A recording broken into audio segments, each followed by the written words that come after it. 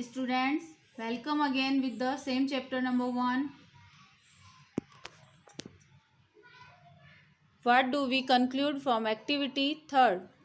Plants are the sources of food ingredients like grains, cereals, vegetables and fruits. Animals provide us with milk, meat, products and eggs.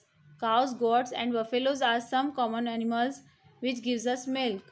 Milk and milk products like butter, cream, cheese and curd are also used all over the world. Can you name some other animals which gives us milk? Plant parts and animals products and food as food. Plants are one sources of our food. Which parts of a plant? We eat many leafy vegetables. We eat fruits of some plants, sometimes roots, sometimes stem and even flowers. Have you ever eaten pumpkin flowers dipped in the rice paste and fried? Try it. Some plants have two or more edible parts. Seeds of mustard plants give us oil and the leaves are used as a vegetable. Can you think of different parts of a banana plant that are used as food? Think more examples where two or more parts of a single plant are used as food.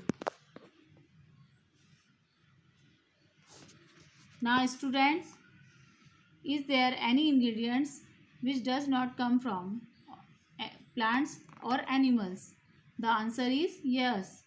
And the examples are salt and water. Both salt and water are natural sources and they need to come from plants and animals. Salt is obtained from the salt water in the ocean and seas, and water come from rain, pond, rivers, lakes, ocean, etc.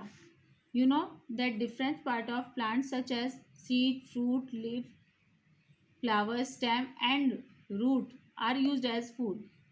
Let's see some examples. For example, we eat seeds of wheat, rice, pulses, mustard plants and we eat fruits of tomato, bhindi, brinjal and shimla mirch plant. The leaves of palak, cabbage, pudina and methi plants are eaten, whereas stem of onion, garlic and potato are eaten. Root of carrot, radish and beetroot plant are eaten, whereas wheat flowers of cauliflower and broccoli.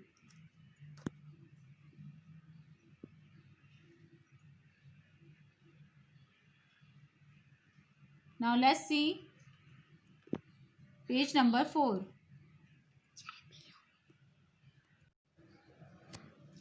Students, activity 4 and activity 5 you have to do with yourself.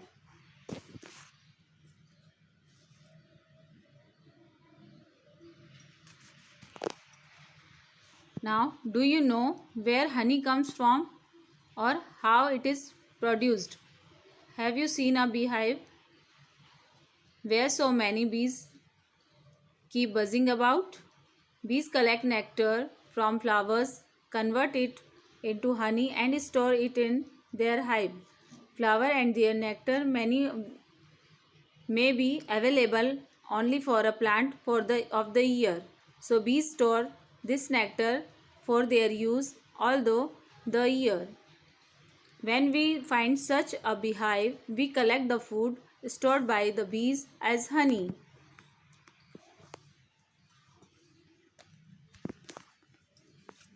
So since we are studying sources of various ingredients, so tell me sources of honey or where does honey come from? Have you thought about it? It is the very interesting process. Let's find out. Honeybees collect nectar or sweet juice from flowers. They convert this nectar into honey and store this honey in their hives.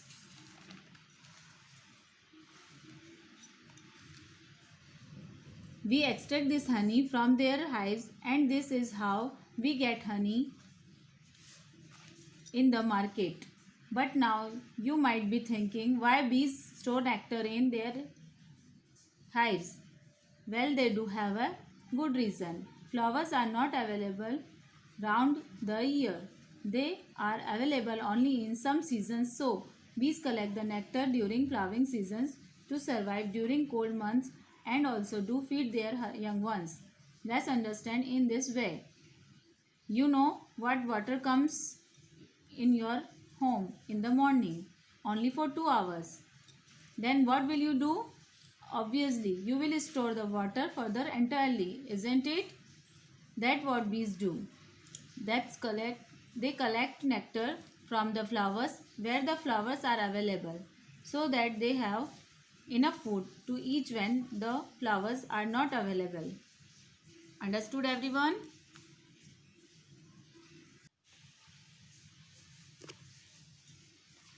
Now let's see page number 5. Till now we have to talking about what we eat. Now then let's talk about what animals eat.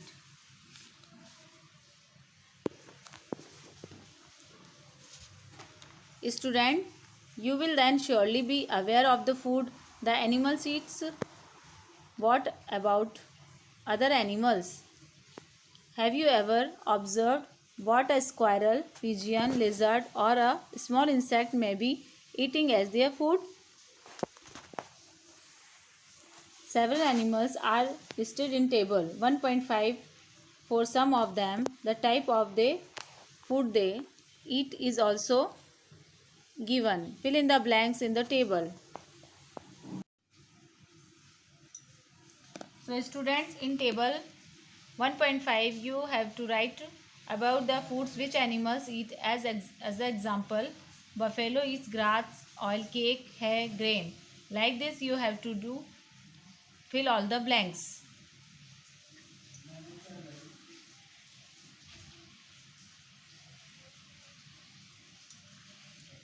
Now some animals eat plants whereas some feed on other animals. Some of them eat both plants as well as other animals.